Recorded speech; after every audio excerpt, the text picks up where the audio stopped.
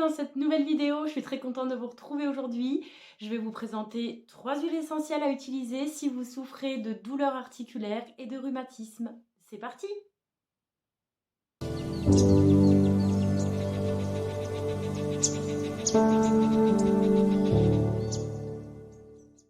En naturopathie, les rhumatismes et les douleurs articulaires sont liés à une déminéralisation, à une acidose, à un excès d'acide et le corps va naturellement puiser dans les os pour combler cette carence en minéraux. C'est pourquoi on a des douleurs. Donc très intéressant aussi d'agir sur le terrain et de revoir un peu son alimentation, notamment diminuer les aliments qui sont acidifiants et augmenter sa part d'aliments qui à l'inverse vont basifier.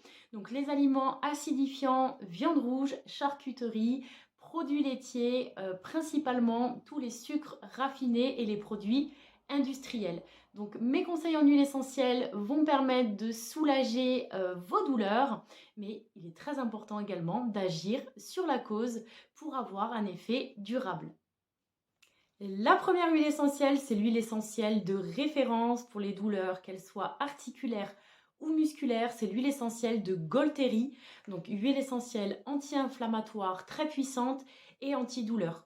C'est une huile essentielle que l'on dilue à 20%, c'est-à-dire 40 gouttes dans un flacon de 10 ml et on rajoute de l'huile végétale. Concernant les contre-indications, attention avec cette huile essentielle, contre-indiquée chez les femmes enceintes, chez les femmes allaitantes, chez les enfants également. On consulte son médecin avant d'utiliser l'huile essentielle de Golteri lorsque l'on est épileptique et on n'utilise absolument pas cette huile essentielle si vous êtes allergique aux salicylés ou si vous êtes sous traitement anticoagulant. La deuxième huile essentielle, c'est l'huile essentielle d'eucalyptus citronné. C'est un anti-inflammatoire aussi très puissant, antidouleur et anti-rhumatismal. L'avantage avec cette huile essentielle, c'est qu'on peut l'utiliser quasiment chez tout le monde. Il y a très peu de contre-indications à l'utilisation de cette huile essentielle.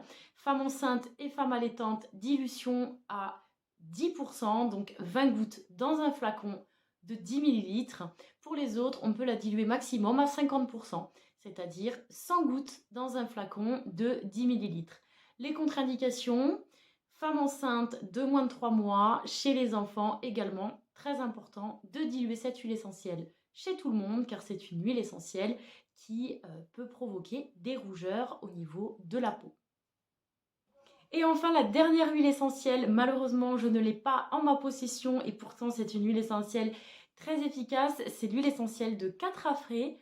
Donc c'est une huile essentielle très intéressante, anti-inflammatoire, puissant. On l'utilise également pour l'eczéma, mais ce sera le sujet d'une prochaine vidéo.